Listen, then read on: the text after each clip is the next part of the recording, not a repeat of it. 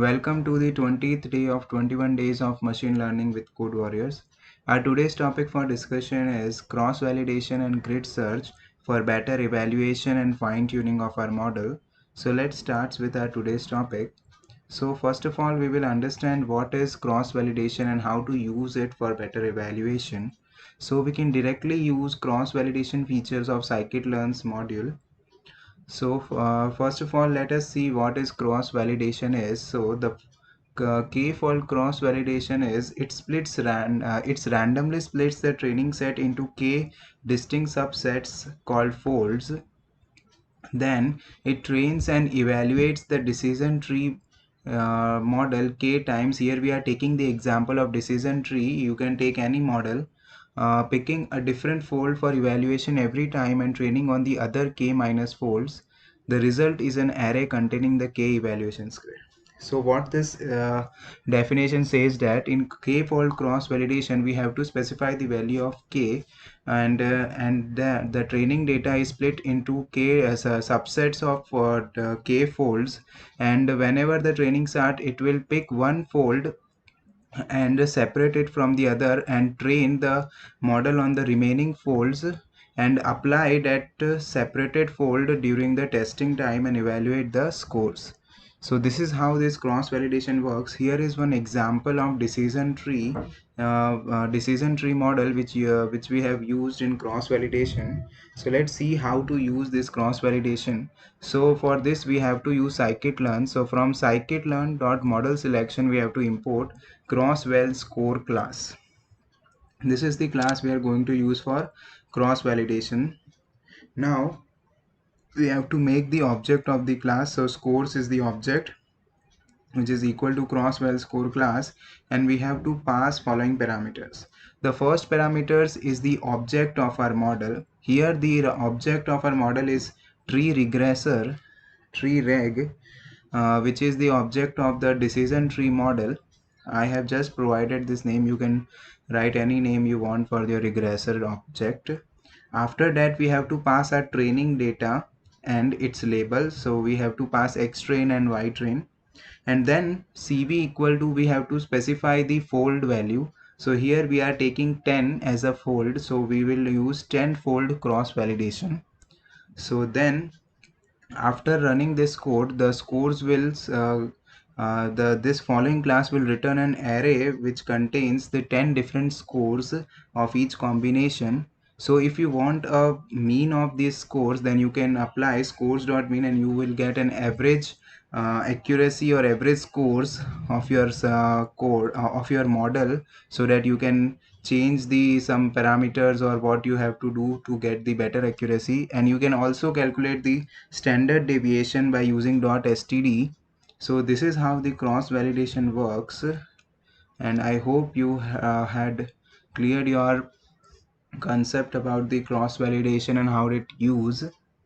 So now let move toward the next topic, which is hyperparameter tuning using grid search. So grid search is used for hyperparameter tuning.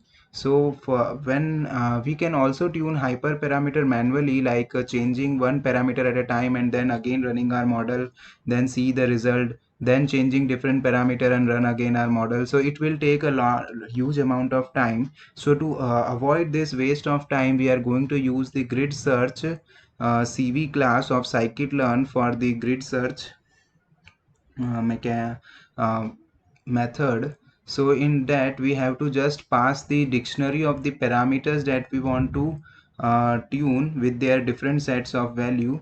You will get better idea when we see an example of this. So this is how the grid search work. So let's see in the example. Here we have taken the example of random forest regressor. So from this you can see that first we have to use the sklearn.model selection module and import the grid search cv class.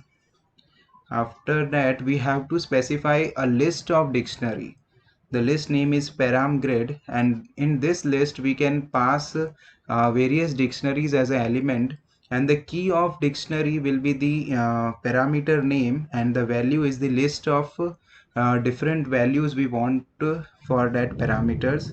So in the first, we have here provided two dictionary. The first dictionary contain n estimator and max feature as a parameter, and n estimator contains 3 values in a list and max features contain 4 values. So there are 3 into 4, which is 12 cases that the model will evaluate in grid search. And the second dictionary, we have passed one extra parameter, which is bootstrap, along with n estimator and max feature, and we have changed the values of n estimator and max features here. So in this there are 2 into 3 and estimator and max features evaluation, along with the bootstrap value false. By default bootstrap value is true. So here we are passing the another dictionary with the different set of values. After that, here we are specifying the object of our random forest regressor class, which is forest reg, and then we will make an object of our grid search cv class, which is grid search, and pass first of all the object of our algorithm, which is random forest regressor, which is forest rag. Then we will pass the param grid list of dictionary. Then we will specify the number of folds, which is 5, so that the model will iterate 5 times. And then you can also specify the scoring category. Here we are used negative mean squared error. And then you have to fit this with the help of dot fit method and pass the x train and y train as your parameters. After doing this, the grid search will calculate all the best parameters for your model, and then you have to use this predefined method of grid search to get the output. So for this you have to use the object name grid search dot best underscore params underscore. This will give you the best value for your parameters for your model. So your output is max feature value 6 and n estimator value 30. If you want that, if you had passed several other values along with this, then the model will learn or learn even better.